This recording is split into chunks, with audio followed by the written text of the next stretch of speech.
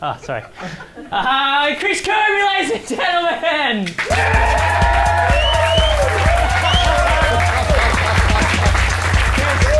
the theme of Christmas. How's it going? How are you? Good. Just 1 sec, please. Yes.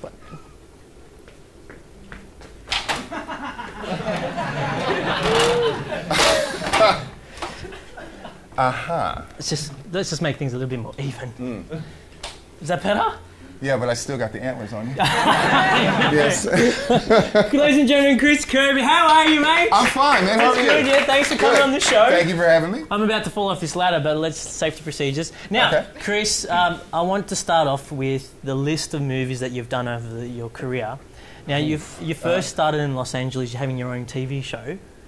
How did you get that? Tell us a little bit about that. Now, you know what, actually, because you read that off a bio, didn't you? No, I didn't. Yes, you did. You must have. Because, see, you know what? See, now this goes to prove you can't believe everything you read. Not true. And I'll tell you why. I'll tell you why. Actually, when I wrote that bio, because I hate writing bios. You lied. You know what? No, because they do. They make, okay, could you write a bio? I'm like, oh, can't you just look it up? You know, so I wrote a bio, right? And I was thinking, all right, you know what? All right, you know what? I was a child actor. And actually, to tell you the truth, actually, the show was actually a figment of my imagination, because in my backyard, I used to play, obviously I had a dog, so I played with, like, so me and my dog. What's wrong with cats? We were like, because my dog is awesome. My dog's Tiger. awesome too. Tiger was my dog's name, half collie, half German Shepherd, could fly. Really? I'm telling you, that's what kind of show it was. You serious? Oh, Tiger, he had his own cape and everything. Okay, so let's just clear something up. Did you have your own show or not? No. See, that's the whole point. That's what I'm trying to tell you. See? Because they made me write a bio, and I thought, all right, you know what? All right, I'm going to say this. All right, here we go. And that's what I wrote out. That's why I say you can't believe everything you read on the internet. There you go. I got caught out. There you go. Now, tell us, how did you get into acting? What was your first gig, and how did you know you wanted to get into acting, and how did you get your first gig out there, your first audition? Because it's pretty nerve-wracking. Yeah. Now, are you talking about like first ever or just first ever? Okay. All right. I was always a class clown, you know, so, I mean, not like malicious, but, you know, I was always trying to, you know, make jokes and things like that. And I remember when I was in high school, right, I went to an all-boy Catholic high school, much to the chagrin of me, yes. And I went to all-boy Catholic high school, so we have something in common. Well, there you go. Yeah. But we had a production with the girls' school, so I thought, I have to get into this, right? And so what it was, and I don't know why the priest thought, oh, Chris, you'd be perfect for this.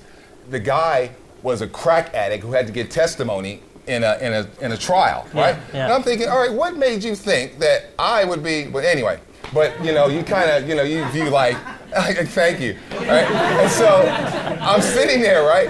And all of a sudden I'm thinking, oh, okay, I kind of know this character, right? So I went, did it, right? And it was a 20-minute monologue. Did you have an agent at the time? I was in high school. So I was trying to get an education. I was like, you know, I was trying to, you know, I was trying to better myself. Yeah. Right? Yeah, it's clear. Well, not you then. definitely did better yourself. Look at Right. these guns. I mean, seriously, did you take steroids or what? What's? Oh, I'm sorry. Didn't you get the memo on that? No, You weren't supposed to bring up the steroid issue. That wasn't in your bio. They weren't supposed to bring that up. So, I'm sorry. Oh my goodness! Now we have to get testimony, and I got to go through that whole bit. Chris, the only reason I asked is because, can I have some? Let's talk. Anyway, back to the story, right? Yeah, I went and I did this play, and like through the process and everything, I just found like, wow, I really love this. Yeah. Right. But at the same time, my mom would say, oh, but you know, acting is not, because my mom was a model, and she goes, oh, you know, it's really tough out here. So she discouraged me, like all the way through. Right. So off I go to college, right, studying to be an accountant of all things, right. And I remember, yes, and I remember in a 4-year course, in 2 years, I only needed 3 more classes and I was done. Yeah. But I was miserable. I mean, I was miserable, right?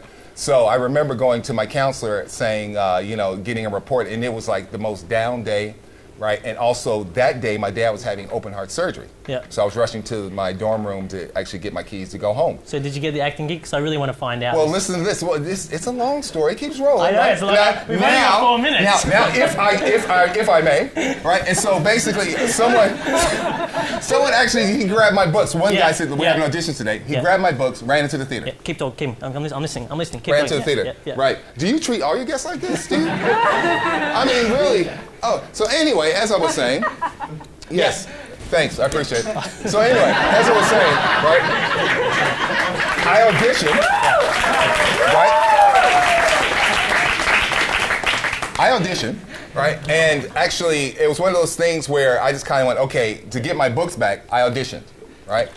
I go away. 2 days later, there's a knock on my dorm room door. Yeah. It's the director saying, how come you didn't show up for rehearsal? I'm going, what are you talking about? And he goes, well, you got the part. And I'm like, oh. And that basically catapulted everything. Wow. Now, some of the movies, and just quickly, because you just wasted all that time. Just quickly, some of the movies, Matrix Reloaded. The Matrix sequels, yes. Sequels, as well as some of the Star Wars 3, Revenge of the Sith. Yes. And you just finished another movie as well. Correct me if... Yes, that is known as... That is known as Night something! Frank and Jerry.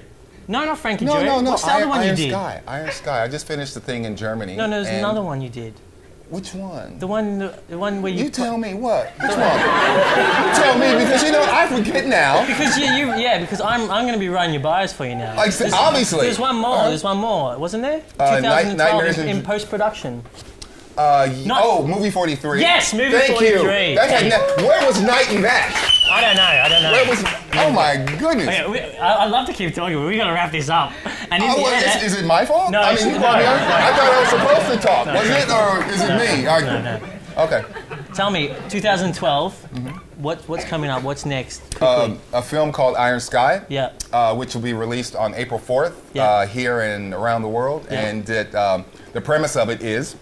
In 1945, when the end was nigh, some Nazi soldiers had technology to fly to the moon, and they're on the moon.